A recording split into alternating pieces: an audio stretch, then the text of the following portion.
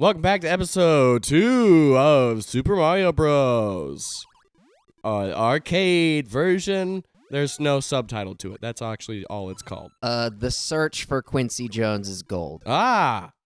All right, you just do a clean sweep on that one. All right. Just like Quincy Jones did a clean sweep with Thriller at the Grammys. That's right. I think. Did they? Should have, if not. It was pretty remarkable. I know Purple Rain the year after did a pretty solid sweep. Yeah. By the way, if there are any children watching this show, let's say maybe of the ballet dancing variety, not going to name names, just be warned.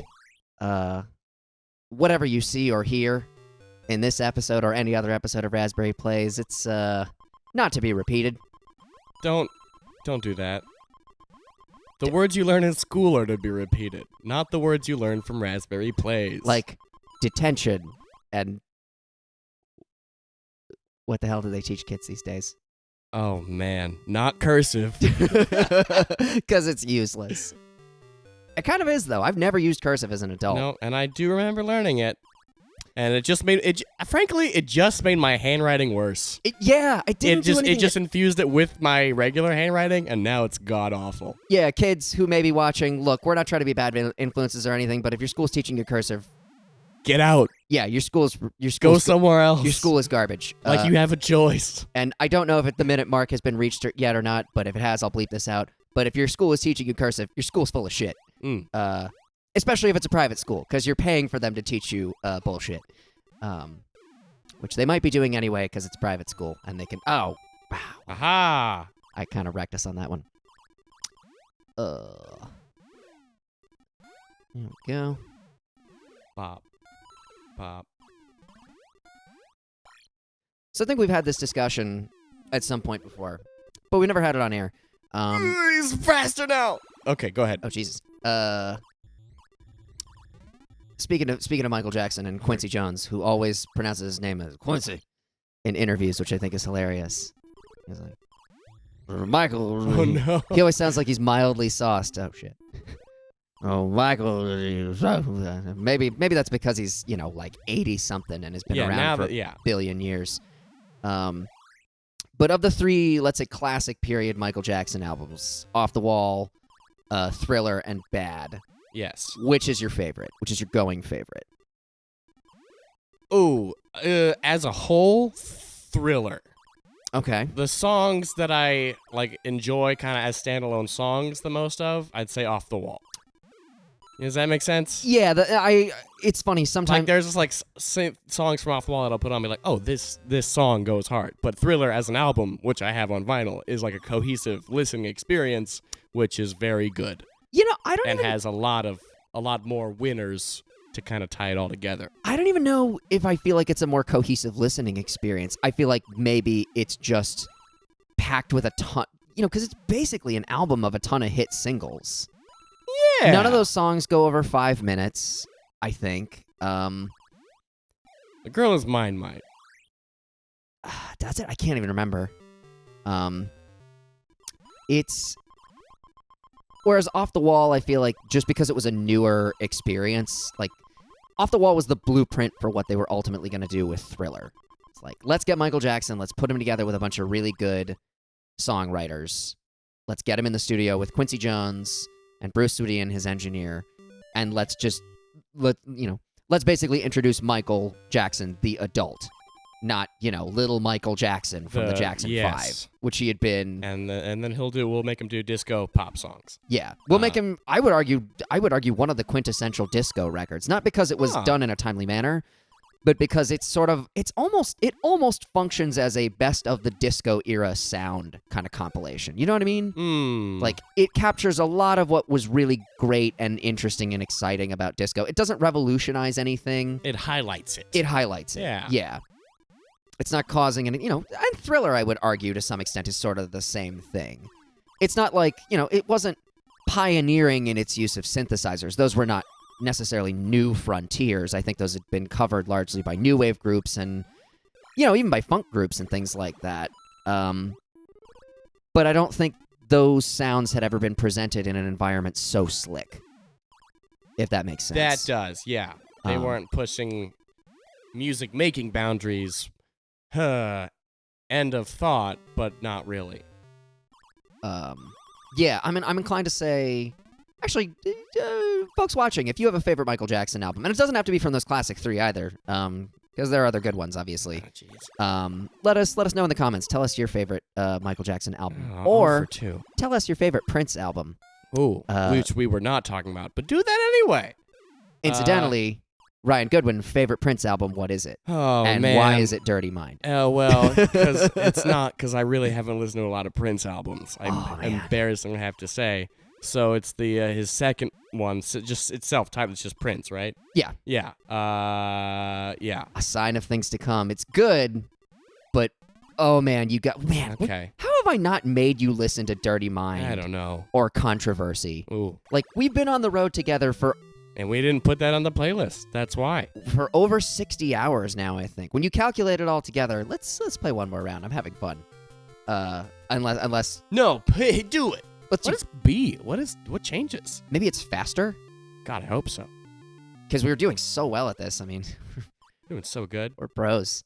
Like Quincy Jones. Yeah. Like I'm going to try to finish that Michael Jackson thought so I don't just say it like I was just shitting on Michael Jackson. It's Thriller. It is just the music of that time, again, just highlighted to its best, to its like fullest potential. It's like Stevie Wonder in the 70s. Like Stevie Wonder. It's like, this is not a great way to say it, but by not changing the game, he changed the game. Yeah, and also by completely breaking out of Motown like no other artist had, aside from maybe Marvin Gaye and maybe Smokey Robinson, but like they all did it sort of in their own ways. That was the interesting thing about Motown, was watching people sort of break out of it. Oh, and they did the other stuff. Yeah. Yeah, but Prince, we've been on the road. Let's see, between Milwaukee and Indiana. Let's see, it was 30 hours, let's say, round trip getting to and from Indianapolis. And Milwaukee was, that was like a 20-hour drive, right? Oh, yeah? Uh-huh. So 40 plus 30, 70 hours on the road together. And none of them were Prince. None of them. Well, that's unfortunate. We'll change that. I single-handedly will change that. And those will be our last hours together on the road. And I'll be like, and I'll just say, I don't really care for Prince, and then the band will be over. And then you will be turfed from your own car, and I will continue to the date. I'm thinking I will get Zach to play the keys. You know, we get along pretty well, and he doesn't have a negative opinion of Prince. I'm just kidding. Zach famously hates Prince. I don't know if that's true. Zach famously can't play keys. I know that. All right, he's going to go up that one. Uh-huh. Okay, you got it. All right. No. No. Oh, yeah. I was going to try to stop you. It's funny, one of the... I can't tell if I'm pulling the mic cable the right way or not. Yeah, but seriously, though, people, if you have a favorite Prince album or a favorite Michael Jackson album, let us know in the comments. Or just favorite album to travel to. We'll put it also on our tour playlist. Yeah, seriously. The last one we put on, we were just headed to Jacksonville. It just bumped Random Access Memories for most of the drive, because that's almost, that album's, how long, like an hour and a half? Oh, not even. It's like, I want to say a little over 58 minutes or something. Yeah, it was like half the drive. Yeah. Oh, yeah. Because the other half was us, screwing around and trying to figure out how to get my crappy phone to take a photo for Instagram so we could ask people questions, which might be the teamwork makes the dream work. We're just like Quincy and Michael Jackson. Yeah. I'm so glad Jacob Collier is now buddies with Quincy Jones. They have a lot of he's almost collaborating with him, I think. I mean, of course they would be, because he's Mr. Music Theory guy. Yeah. And they're both just geeking out probably about arrangements and stuff together all the time. It makes me so happy. I am so stupid. And Quincy is Mr. I'm going to shit on everybody that basically wasn't involved in my musical circle. So Jacob Collier's like, I'm going to get in that musical circle, baby. He is. Got it. The fire.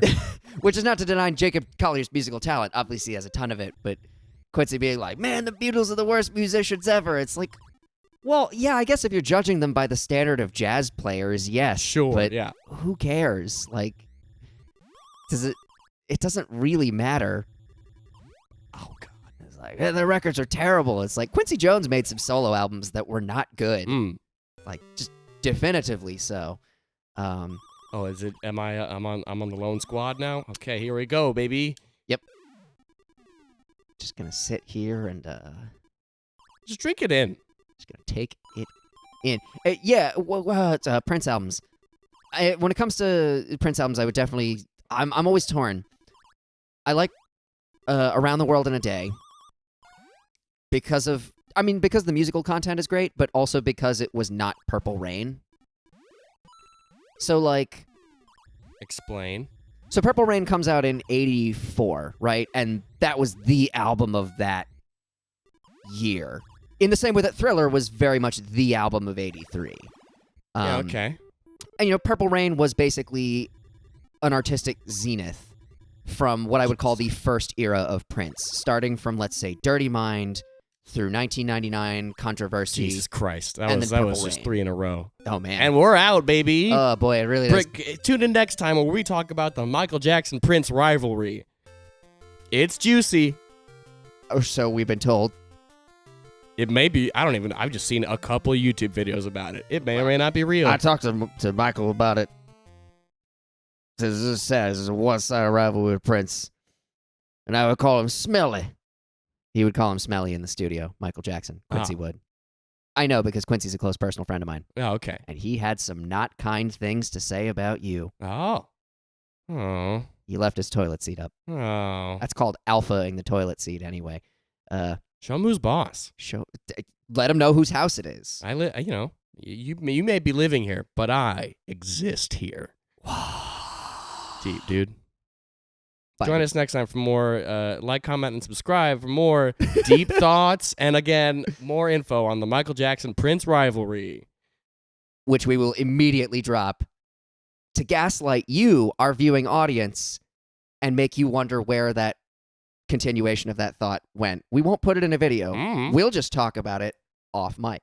Yeah, we won't be recording, but we'll be like, hey, what about the thing? Because we are terrible people. We're bad people. But we own the house. You know why? Because we alpha the toilet Yeah! seat. Bye.